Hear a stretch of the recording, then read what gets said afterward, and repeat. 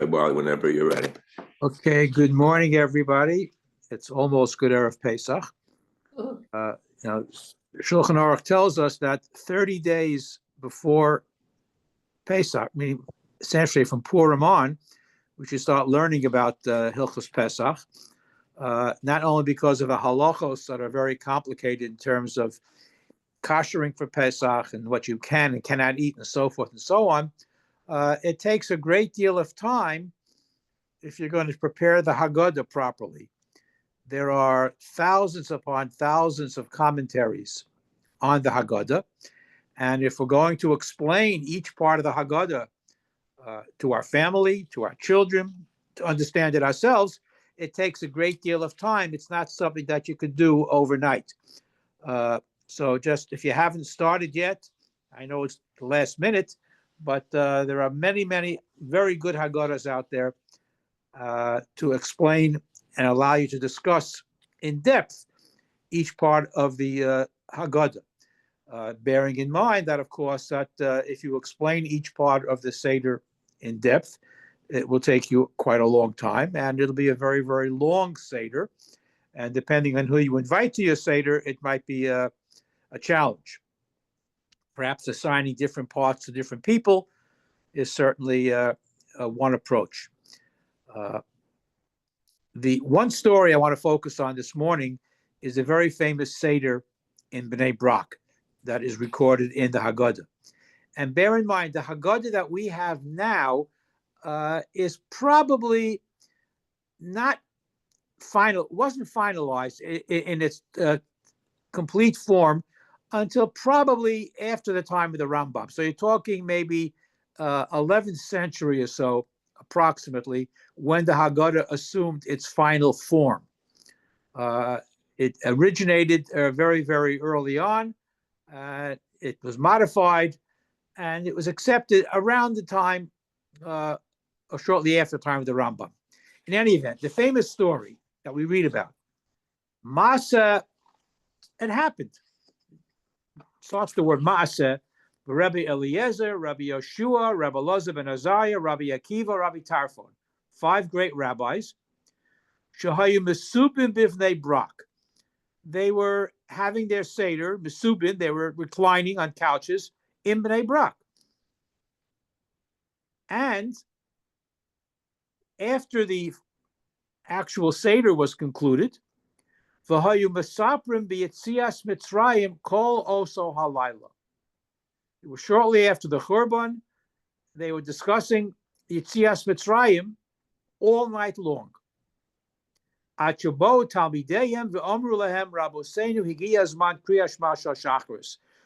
their students came and said, Rabbosai, it's time to go daven. So these great Chachamim, the leaders of their generation, were discussing Yitzias Mitzrayim all night long. And it's a model, no question about that. What's fascinating about this passage in the Haggadah is that it doesn't appear anywhere in our Midrashim or the Talmudim or any of the sources, rabbinic sources that we have. It was apparently written for the Haggadah. I'm not saying it was a made-up story, but we don't have it in any of our rabbinic sources, any of the Midrashim, not in the Gemara at all. There is a similar story in the Tosefta. Now, for those that aren't aware, the Tosefta, well, let me backtrack. When Yehuda HaNasi compiled the Mishnah, so those halachos that were not included in the Mishnah became included in a body of laws known as the Brisa. The Brisas are usually quoted very often to bring proofs to the Mishnah. The tertiary material that was not included in the Mishnah became known as the Tosefta. And all of these things were, so you have the Mishnah, the Brisa, and the Tosefta. In the Tosefta, we have a similar story. Very different, though. It says, where are we? Where's the Tosefta? It says, Chayav Adam Lasok Hilchos HaPesach. We have to learn Hilchos Pesach Kol Halayla. Right away, there's a difference. Our story in the Haggadah says Yetzias Mitzrayim. They discuss the Exodus all night long. The Tosefta talks about Hilchos Pesach. And even if you're a great Talmud Chacham, you have to discuss it. And of course, the story, Masa beRabban Gamliel v'Hazikenim. So it's not Rabbi Akiva and his colleagues. It's Rabbi Gamliel, the Nasi, and his Chavreim from the Sanhedrin.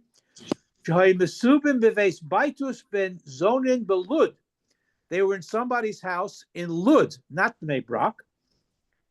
And they were Hayu Asukim beHilchos HaPesach. Again, not Yitzias Mitzrayim. Hilchos Pesach, Ad Kros HaGever, until the rooster crowed, and then they went to Shul to daven. Similar story in the Tosefta, different personalities, different location, and it raises many, many, many questions. First of all, the Vilna Gaon, by the way, parenthetically, the Vilna Gaon changes the Nusach, the text of the Tosefta, from Hilchos Pesach to Yetzias Mitzrayim. I don't know on what basis he did that, manuscripts or what have you, but he changed it. So Hilchos HaPesach becomes Yetzias Mitzrayim, which corresponds to our story in the Haggadah. So the Mechilta is made parallel to our story, but it's interesting that our version of the story that we have in our Haggadah does not appear in the Haggadah of Rav Sadia Gaon, very authoritative. The story does appear in the Haggadah of Rav Amram Gaon, who authored the first Siddur, as well as the Haggadah of the Rambam. But it doesn't appear in Rav Sadia's. And there are other stories in different Gaonim, but there are a lot of issues are raised by this story. First of all, when did this discussion take place? During the Seder, as part of the Seder, or after? So clearly, the discussion, according to many, many Mefarshim, took place after the Seder. You go through the Seder, you make sure you eat the Korban Pesach or the Afikomen by Chatzos, if at all possible, and then you stay up all night long discussing the Haggadah, whether it's Hilchos Pesach, whether it's Yetzias Mitzrayim. You discuss basically the content of the Haggadah. And this is, according to some authorities, this obligation is to be fulfilled after the Seder is concluded. Why? Because one of the goals of the Seder, even though you want to have all these learned discussions, one of the goals of the Seder is to keep the children engaged. And if you get involved in too many abstruse discussions and detailed debates and so forth, the children are going to nod off. So you want to keep the kids involved, finish the Seder, and then you start discussing all the details, which what these Chachamim did. They're discussing Yetzias Mitzrayim all night long. Interestingly enough, the Ritva and others point out that the reason that this was done all night long, because they followed the halacha according to Elazar ben Azariah, that you have to eat the Korban Pesach by Chatzos, or the Afikomen by Chatzos. So they did that, and then they were discussing the Seder. Interestingly enough, the Mishnah Brura, close to contemporary, says that we don't, and it's an interesting comment, we don't shorten our discussion at the Seder just to accommodate children. Interesting comment. The main part of the Seder is Sipur Yetzias Mitzrayim, and we try to speed up the Seder, perhaps to eat matzah earlier so the children could participate, but we don't necessarily cater to them completely. In other words, the Sipur Yetzias Mitzrayim should be conducted on an adult level as well, and not just reduced to the children. That's why I mentioned yesterday, when you ask children, why do you have 3 matzos? So you don't accept the answer of Avram, Yitzchak, and Yaakov. You explain about Lechem Mishnah, which they can understand. So you try to elevate the discussion a little bit. among the commentaries on this particular passage, the Gera Rebbe points out that this didn't take place on Pesach. The story of in our of the five Chachamim, it took place basically on a regular night. Because Sipur Yetzias Mitzrayim, which we say in Shema every day, is a mitzvah d'oraisa. And you could debate whether matzah or moror today is d'oraisa or d'rabbanan, but ha'osek b'mitzvah poter b'mitzvah. If you're engaged in the various mitzvahs of the Seder, you might be exempt from discussing Sipur Yetzias Mitzrayim, but the point is, they point out it's not true. So that this mitzvah takes place not just on Seder night, but the mitzvah in Sipur Yetzias Mitzrayim really isn't a daily obligation. That and you look at the words of Shema, it's very, very clear. Okay. In the text of the Haggadah, we have the expression "Kol hamar bel l'saper Yetzias Mitzrayim harezeh meshubach." The more detail, the more discussion you have, is to be praiseworthy. Now, bear in mind the machlokas Rabbi Akiva and Elazar ben Azariah. Sure, you want to have detailed discussions, but you also want to be finished in time for the Afikomen by Chatzos, which, as I say, is roughly about 1 a.m. It's interesting that the Ritva says that we should learn Hilchas Pesach until Chatzos, but the point is that that's Elazar ben Azariah, until Chatzos, which is the Zman for the Korban Pesach. However, we follow the opinion of Rabbi Akiva as appeared in this particular passage, why the Baal Haggadah doesn't talk about Chatzos. They were Mesaprim Yetzias Mitzrayim Kol Osa Halayla, all night long after the Seder was concluded. Rav Yaakov ben Yakar, Rashi, one of Rashi's teachers, has a different approach. He suggests that Kol HaMarbe is only until Chatzos. But since we don't always know exactly when Chatzos happens, people might think Chatzos may have passed. So the Haggadah proves this from the fact that the Chachamim should have stopped, perhaps, but that since they weren't sure exactly, they kept on going. Very interesting comment. It's a minority opinion for sure. But the Netziv points out very clearly that this story is included because technically there may not be an obligation of Sipur Yetzias Mitzrayim after Chatzos. Nevertheless, the Chachamim stayed up all night long discussing it, and that's the meaning of Kol Hamar Bel L'Saper B'Yetzias Mitzrayim.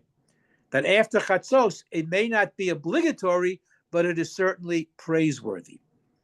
The Shulchan Aruch ties all of this together, and it says in a very interesting comment that we should stay up after the Seder has been concluded, ad tichtefenu sheina, which is late after Chatzos. You stay up all night long until you get sleepy, which I can tell you from personal experience is what happens. Okay, getting back to the difference between the Tosefta and our Haggadah, is it Hilchas Pesach or is it Yetzias Mitzrayim that we should be discussing all night long? Generally speaking, most people who do have this type of discussion at their Seder, it relates usually not so much to Yetzias Mitzrayim specifically or the Korban Pesach, but really about the Haggadah, the different texts of the Haggadah, the different Perushim and so forth, and all the different the details that you can build around every single part of the Seder. One of the things that I did when I was very young, I footnoted my father's Haggadah at certain parts to introduce certain Perushim, because you can go all night long. I mean, there are so many different commentaries. And the Mishnah says very clearly, Afilu kolonu chachamim, kolonu nevonim, kolonu zakenim, or even if you know it, you still have to ask the Manish Tana to each other. And if you're alone, you still have to ask the Manish Tana. You still have to engage And I remember very, very clearly one of the saddest Sidorim was during COVID. It was just my wife and myself at the Seder table. And we tried to engage in discussion in as much detail as we could, but it's not the same when you have a dozen people or so around, each one contributing. But the obligation is still there to understand the Seder, understand the Haggadah, Hilchos Pesach, Korban Pesach, and so forth and so on. The Rambam is more specific. The Rambam tells us that you should spend extra time discussing the miracles. Now, that's his focus. He doesn't mention Hilchos Pesach at all. He's focusing on Yetzias Mitzrayim, as the story does in our Haggadah. The Maharal seems to focus on Hilchos Pesach, and we basically see what is the answer to the question of the Chacham. Learn Hilchos Pesach. Ein maftir nachra Pesach afikomen. So it's really about telling the story and learning Hilchos Pesach to fulfill the mitzvah of the Leil Seder. The night of the Seder is not so much, as I said yesterday, not so much about the meal. The meal is the least important part of the Seder. And if you don't get to the whole, and by the way, if we're talking reality now, if you've eaten the proper shiur, the proper amount of matzah and maror and all the various combinations, you don't have much of an appetite left to eat a full meal. If you've eaten a kazayas, a gesunta kazayas, and you've had maror, which is most places today use lettuce, or if you use potatoes for your karpas, you're full by the time you get to Shulchan Aruch. I know in our home, we serve soup, and that's it. Soup with a knedel, and pretty much you're full. Some people make the meal the most important part of the Seder, and those that do that are missing the key ingredient of the Seder. The key ingredient of the Seder is not the meal. It's a discussion that precedes the meal and follows the meal, or the singing of Hallel. These are the most important parts of the Haggadah. And in fact, Rav Soloveitchik makes a very, very significant point where he holds, and he's given shiurim on this, that the din of the Seder is a din of Talmud Torah. The purpose of the Seder is to learn, not so much to sing songs, not so much to the food, but the learning of Torah relating to Yetzias Mitzrayim, relating to Hilchos Pesach. Okay. All right. If you look in there's so much to discuss here.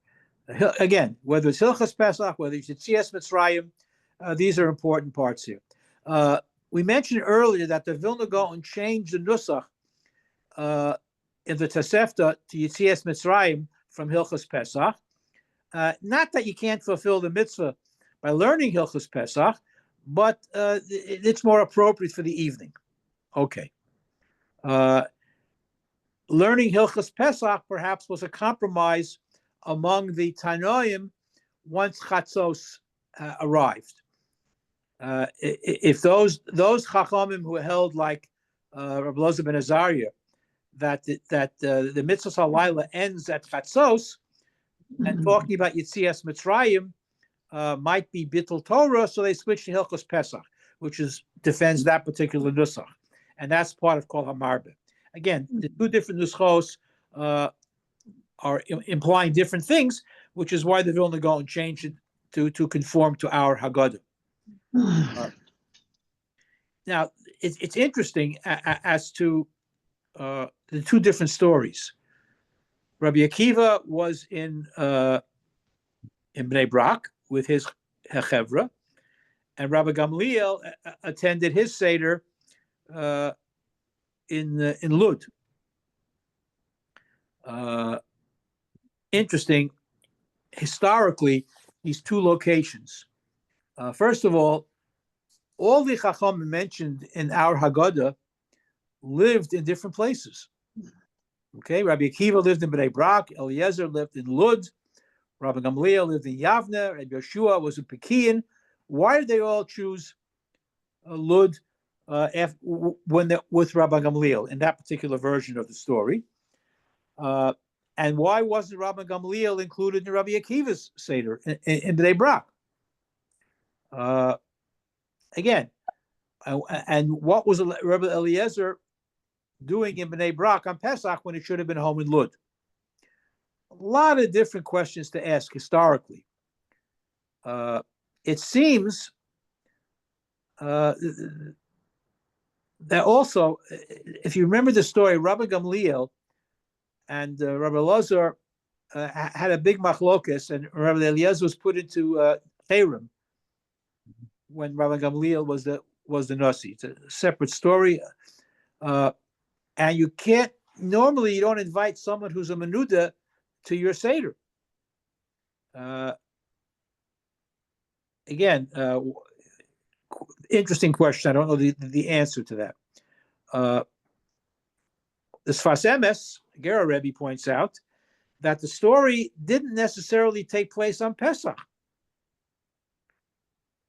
It could have been any night. You could have been talking about Yetzias Mitzrayim. I mean, people learn at night. People learn all night.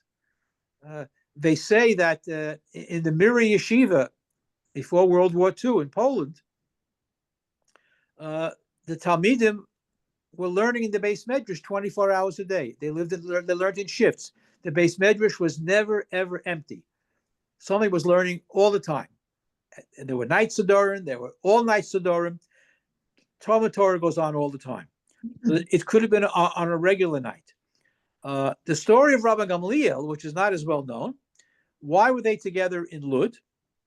So, according to one theory, Rabbi Gamliel took the other Tanoim with him on an overseas trip on behalf of Klal Yisrael.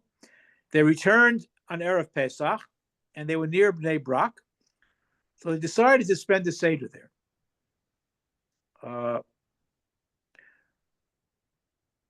Why wasn't Rabbi Gamliel there if he took them on the trip? So one theory is that he was the Nasi, head of the Sanhedrin, and it was inappropriate for the Nasi to do Haseba in front of other people. That's one possibility. The other theory is that Rabbi Akiva and his colleagues met during the Hadrianic persecutions, and they went to Bnei Brak, which was far away from Yerushalayim, so the Romans wouldn't see them, and where they were discussing how to react to what Rome was doing. And they were probably in a room with no windows, so nobody could look in and spy on them. And that's probably why they didn't know it was morning. Now, they were up all night long, despite the risk to their lives, because one of the things that Hadrianic persecutions prohibited was the study of Torah. So that shows their Mesiras Nefesh on the part of the Haggadah, which they were doing all night long.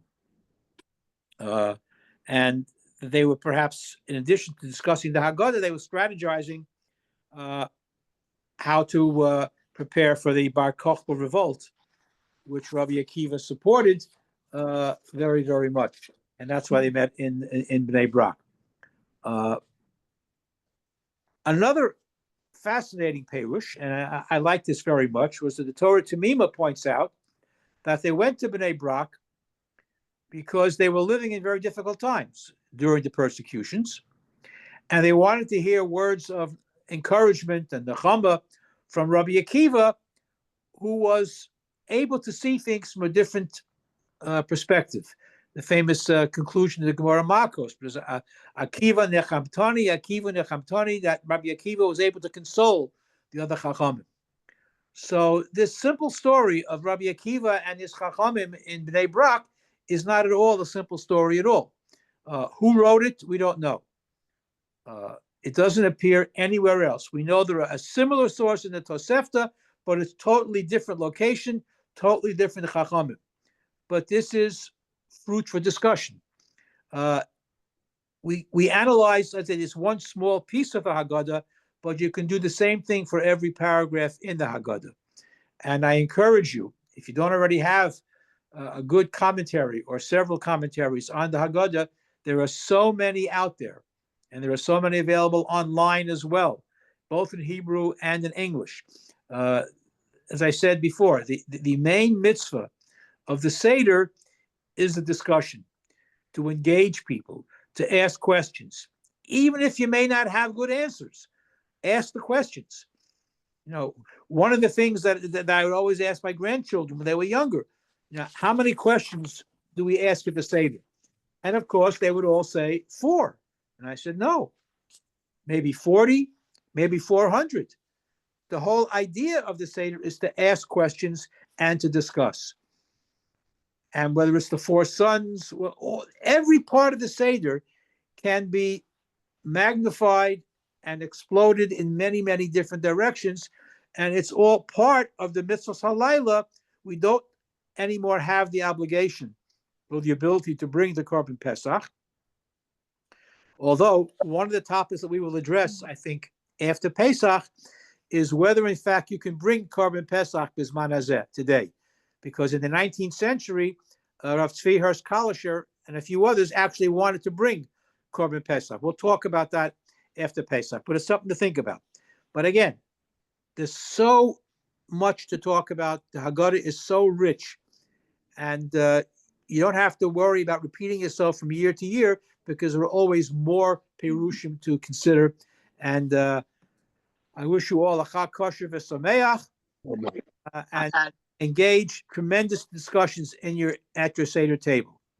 Any questions, comments, critiques? Okay. Thank you. Chag Kosher v'Sameach. After everybody. Thank you, Rabbi. Thank And you. it would say, Thank you. You too, Jay.